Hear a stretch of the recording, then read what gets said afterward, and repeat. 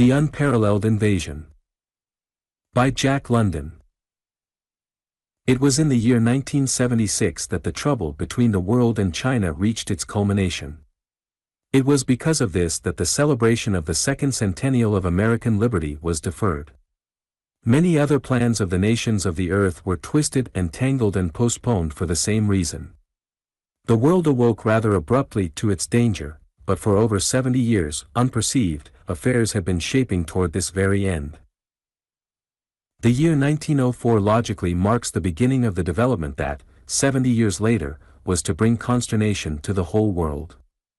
The Japanese-Russian War took place in 1904, and the historians of the time gravely noted it down that event marked the entrance of Japan into the comedy of nations. What it really did mark was the awakening of China.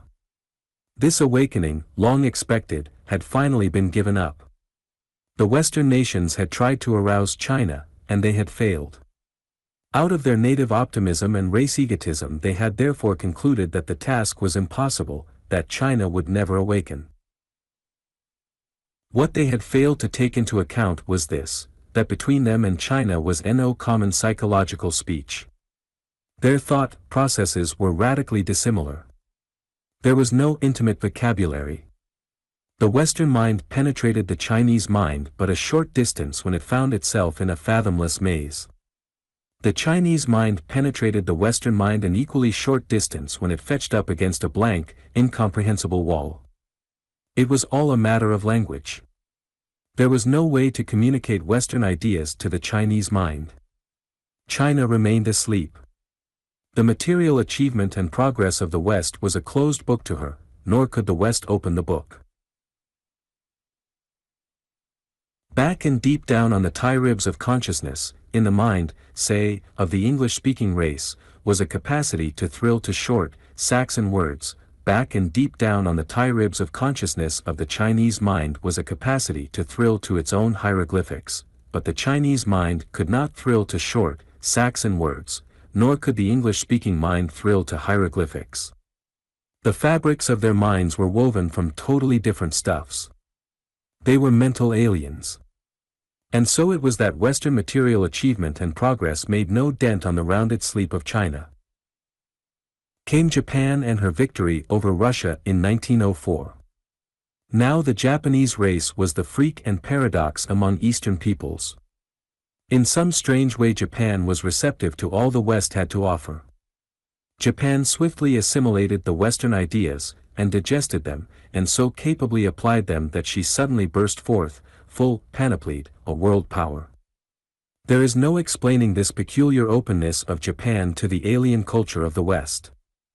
As well might be explained any biological sport in the animal kingdom.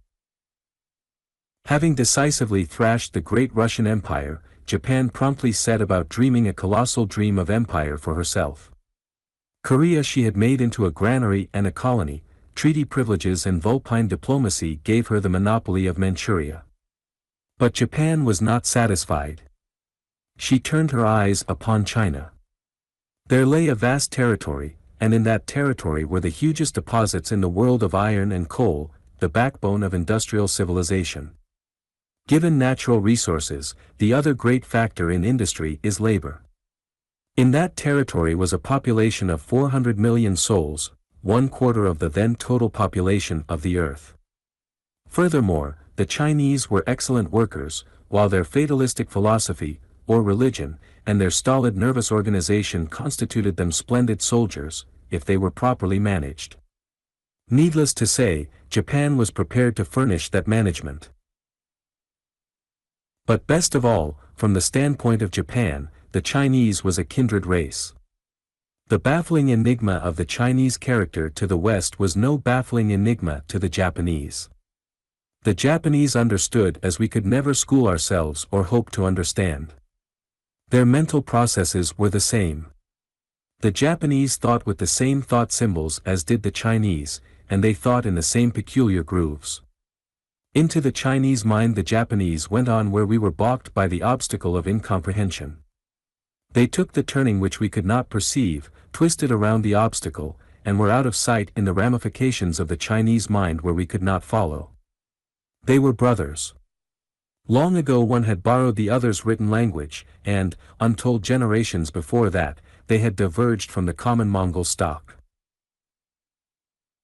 There had been changes, differentiations brought about by diverse conditions and infusions of other blood, but down at the bottom of their beings, twisted into the fibers of them, was a heritage in common, a sameness in kind that time had not obliterated. And so Japan took upon herself the management of China. In the years immediately following the war with Russia, her agents swarmed over the Chinese Empire. 1,000 miles beyond the last mission station toiled her engineers and spies, clad as coolies, under the guise of itinerant merchants or proselytizing Buddhist priests, noting down the horsepower of every waterfall, the likely sites for factories, the heights of mountains and passes, the strategic advantages and weaknesses, the wealth of the farming valleys, the number of bullocks in a district or the number of laborers that could be collected by forced levies. Never was there such a census, and it could have been taken by no other people than the dogged, patient, patriotic Japanese. But in a short time secrecy was thrown to the winds. Japan's officers reorganized the Chinese army, her drill sergeants made the medieval warriors over into 20th century soldiers, accustomed to all the modern machinery of war and with a higher average of marksmanship than the soldiers of any Western nation. The engineers of Japan deepened and widened the intricate system of canals, built factories and foundries, netted the empire with telegraphs and telephones, and inaugurated the era of railroad building. It was these same protagonists of machine civilization that discovered the great oil deposits of Chunsan, the iron mountains of Wangsing, the copper ranges of Chinchi, and they sank the gas wells of Waowei, that most marvelous reservoir of natural gas in all the world. In China's councils of empire were the Japanese emissaries. In the ears of the statesman whispered the Japanese statesman. The political reconstruction of the empire was due to them. They evicted the scholar class, which was violently reactionary, and put into office progressive officials. And in every town and city of the empire newspapers were started. Of course, Japanese editors ran the policy of these papers, which policy they got direct from Tokyo. It was these papers that educated and made progressive the great mass of the population. China was at last awake. Where the West had failed, Japan succeeded. She had transmuted Western culture and achievement into terms that were intelligible to the Chinese understanding. Japan herself, when she so suddenly awakened, had astounded the world. But at the time she was only 40 million strong. China's awakening, with her 400 millions and the scientific advance of the world, was frightfully astounding. She was the colossus of the nations, and swiftly her voice was heard in no uncertain tones in the affairs and councils of the nations. Japan egged her on, and the proud Western peoples listened with respectful ears. China's swift and remarkable rise was due, perhaps more than to anything else, to the superlative quality of her labor. The Chinese was the perfect type of industry. He had always been that. For sheer ability to work no worker in the world could compare with him. Work was the breath of his nostrils. It was to him what wandering and fighting in far lands and spiritual adventure had been to other peoples. Liberty, to him, epitomized itself in access to the means of toil. To till the soil and labor interminably was all he asked of life and the powers that be. And the awakening of China had given its vast population not merely free and unlimited access to the means of toil, but access to the highest and most scientific machine means of toil. China rejuvenescent. It was but a step to China rampant. She discovered a new pride in herself and a will of her own. She began to chafe under the guidance of Japan, but she did not chafe long. On Japan's advice, in the beginning, she had expelled from the empire all Western missionaries, engineers, drill sergeants, merchants, and teachers. She now began to expel the similar representatives of Japan. The latter's advisory statesmen were showered with honors and decorations, and sent home. The West had awakened Japan, and, as Japan had then requited the West, Japan was not requited by China. Japan was thanked for her kindly aid and flung out bag and baggage by her gigantic protégé. The Western nations chuckled. Japan's rainbow dream had gone glimmering. She grew angry. China laughed at her. The blood and the swords of the samurai would out, and Japan rashly went to war. This occurred in 1922, and in 7 bloody months Manchuria, Korea, and Formosa were taken away from her and she was hurled back, bankrupt, to stifle in her tiny, crowded islands. Exit Japan from the world drama. Thereafter she devoted herself to art, and her task became to please the world greatly with her creations of wonder and beauty.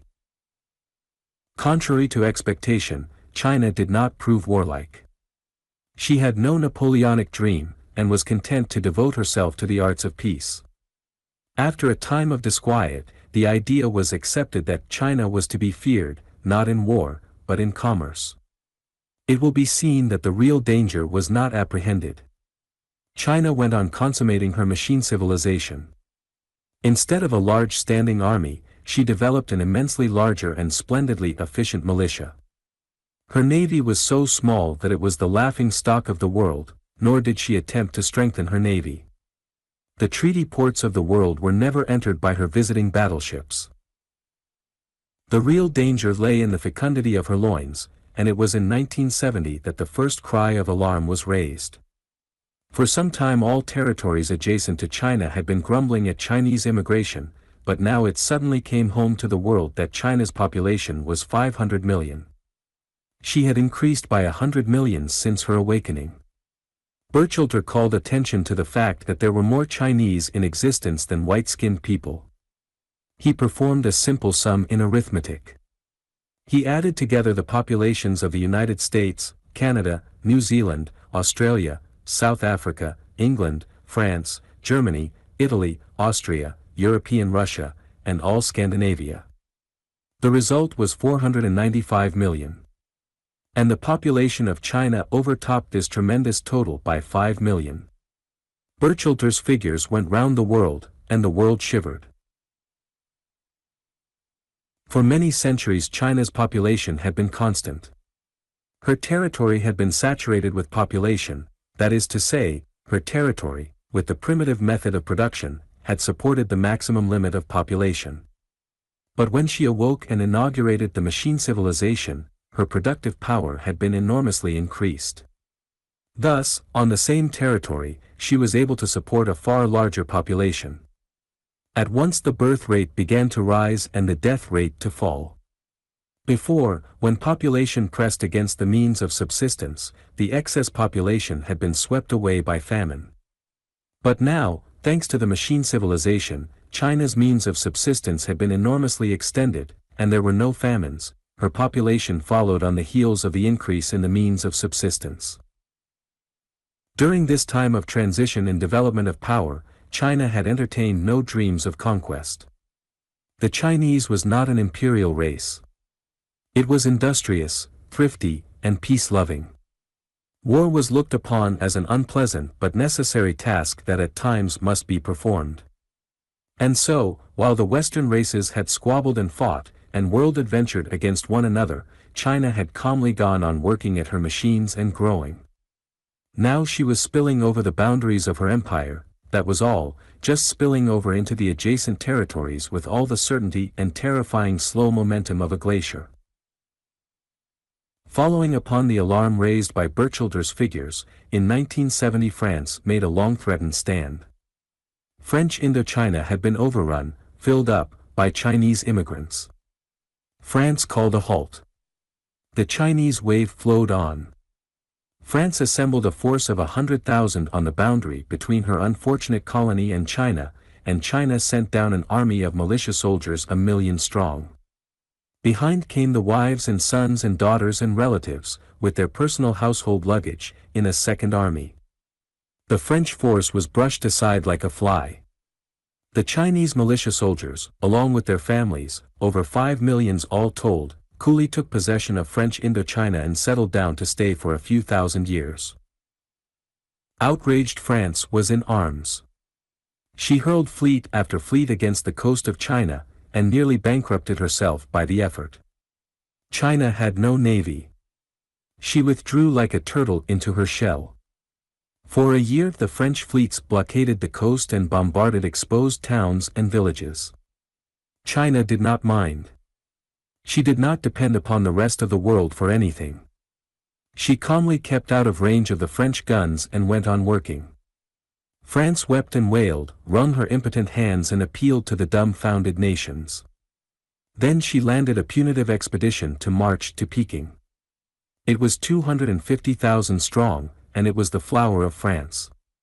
It landed without opposition and marched into the interior. And that was the last ever seen of it. The line of communication was snapped on the second day.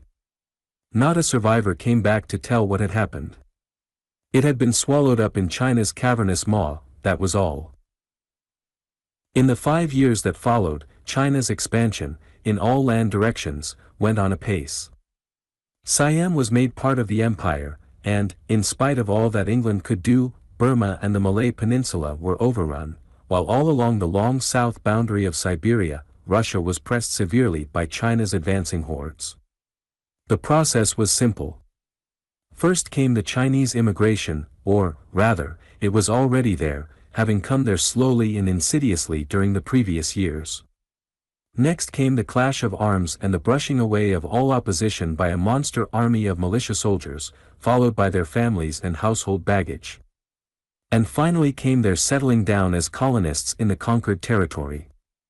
Never was there so strange and effective a method of world conquest.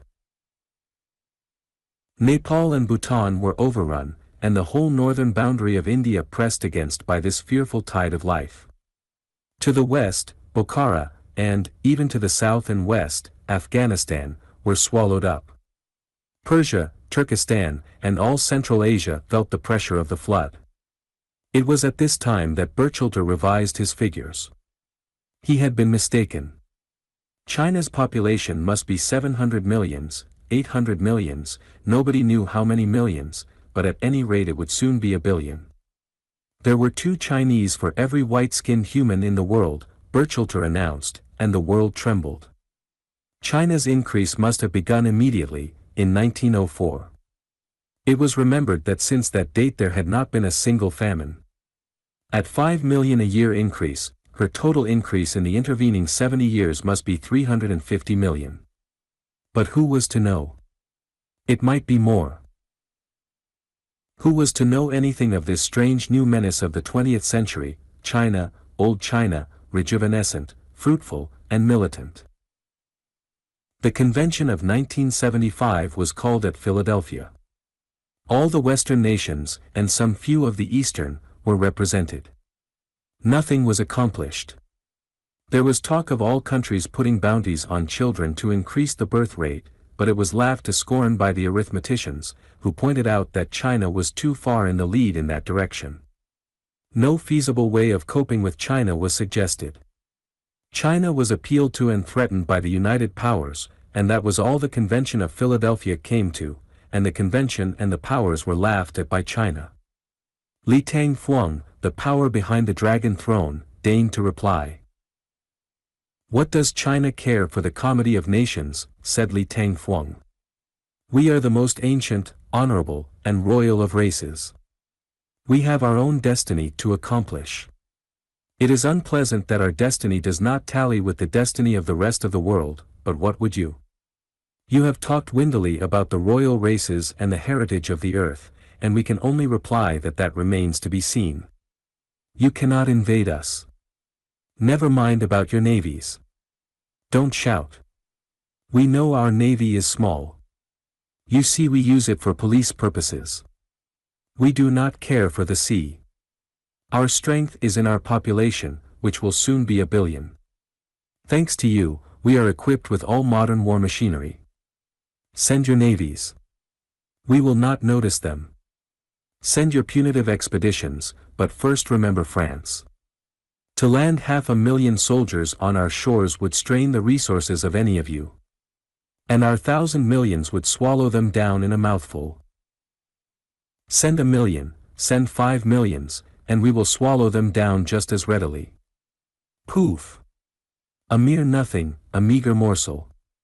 Destroy, as you have threatened, you United States, the 10 million coolies we have forced upon your shores, why, the amount scarcely equals half of our excess birth rate for a year.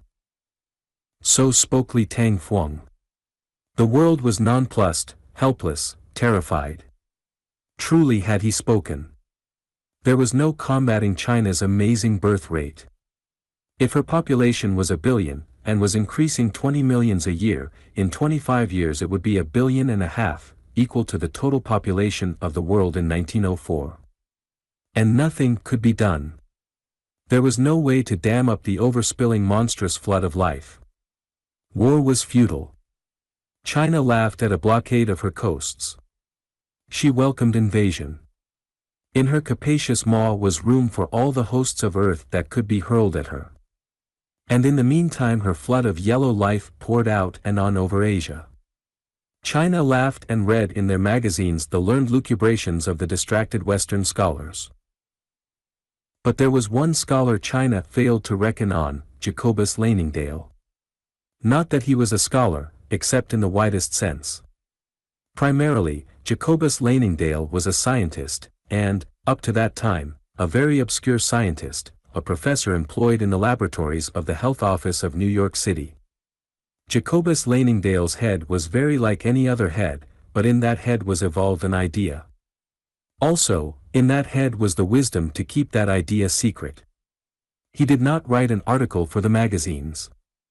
Instead, he asked for a vacation. On September 19, 1975, he arrived in Washington. It was evening, but he proceeded straight to the White House, for he had already arranged an audience with the president. He was closeted with President Moyer for 3 hours. What passed between them was not learned by the rest of the world until long after. In fact, at that time the world was not interested in Jacobus Laningdale. Next day the president called in his cabinet. Jacobus Laningdale was present. The proceedings were kept secret. But that very afternoon Rufus Cowdery, Secretary of State, left Washington, and early the following morning sailed for England. The secret that he carried began to spread, but it spread only among the heads of governments. Possibly 6 men in a nation were entrusted with the idea that had formed in Jacobus Laningdale's head. Following the spread of the secret, sprang up great activity in all the dockyards, arsenals, and navy yards. The people of France and Austria became suspicious, but so sincere were their government's calls for confidence that they acquiesced in the unknown project that was afoot. This was the time of the Great Truce. All countries pledged themselves solemnly not to go to war with any other country. The first definite action was the gradual mobilization of the armies of Russia, Germany, Austria, Italy, Greece, and Turkey. Then began the eastward movement. All railroads into Asia were glutted with troop trains. China was the objective, that was all that was known. A little later began the Great Sea Movement. Expeditions of warships were launched from all countries. Fleet followed fleet, and all proceeded to the coast of China. The nations cleaned out their navy yards. They sent their revenue cutters and dispatch boots and lighthouse tenders, and they sent their last antiquated cruisers and battleships. Not content with this, they impressed the merchant marine. The statistics show that 58,640 merchant steamers, equipped with searchlights and rapid-fire guns, were dispatched by the various nations to China. And China smiled and waited. On her land side, along her boundaries, were millions of the warriors of Europe. She mobilized 5 times as many millions of her militia and awaited the invasion. On her sea coasts she did the same. But China was puzzled. After all this enormous preparation, there was no invasion. She could not understand. Along the great Siberian frontier all was quiet. Along her coasts the towns and villages were not even shelled. Never, in the history of the world, had there been so mighty a gathering of war fleets. The fleets of all the world were there, and day and night millions of tons of battleships plowed the brine of her coasts, and nothing happened. Nothing was attempted. Did they think to make her emerge from her shell? China smiled. Did they think to tire her out, or starve her out? China smiled again. But on May 1, 1976, had the reader been in the imperial city of Peking, with its then population of 11 millions, he would have witnessed a curious sight. He would have seen the streets filled with the chattering yellow populace, every cute head tilted back, every slant eye turned skyward. And high up in the blue he would have beheld a tiny dot of black, which, because of its orderly evolutions, he would have identified as an airship. From this airship, as it curved its flight back and forth over the city, fell missiles, strange, harmless missiles, tubes of fragile glass that shattered into thousands of fragments on the streets and house tops. But there was nothing deadly about these tubes of glass. Nothing happened. There were no explosions. It is true, 3 Chinese were killed by the tubes dropping on their heads from so enormous a height, but what were 3 Chinese against an excess birth rate of 20 millions? One tube struck perpendicularly in a fish pond in a garden and was not broken. It was dragged ashore by the master of the house. He did not dare to open it, but, accompanied by his friends, and surrounded by an ever-increasing crowd, he carried the mysterious tube to the magistrate of the district. The latter was a brave man. With all eyes upon him, he shattered the tube with a blow from his brass-bowled pipe. Nothing happened. Of those who were very near, 1 or 2 thought they saw some mosquitoes fly out. That was all. The crowd set up a great laugh and dispersed. As Peking was bombarded by glass tubes, so was all China.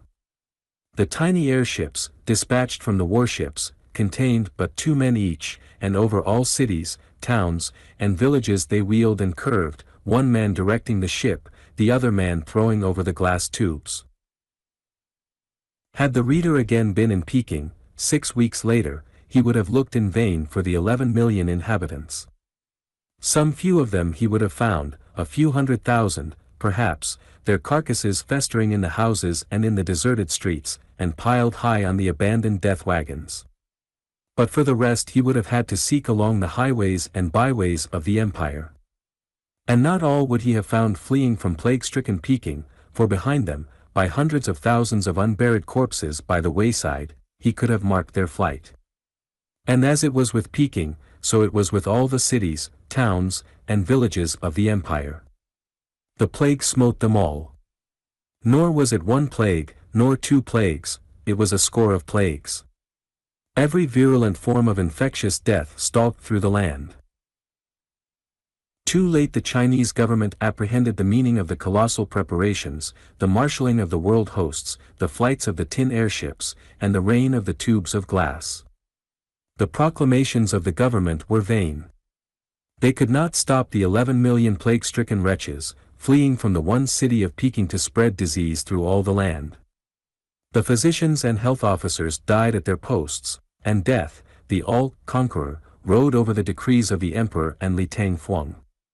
It rode over them as well, for Li Tangfeng died in the 2nd week, and the emperor, hidden away in the summer palace, died in the 4th week. Had there been 1 plague, China might have coped with it. But from a score of plagues no creature was immune. The man who escaped smallpox went down before scarlet fever. The man who was immune to yellow fever was carried away by cholera, and if he were immune to that, too, the Black Death, which was the bubonic plague, swept him away. For it was these bacteria, and germs, and microbes, and bacilli, cultured in the laboratories of the West, that had come down upon China in the rain of glass. All organization vanished. The government crumbled away. Decrees and proclamations were useless when the men who made them and signed them one moment were dead the next. Nor could the maddened millions, spurred on to flight by death, pause to heed anything. They fled from the cities to infect the country, and wherever they fled they carried the plagues with them.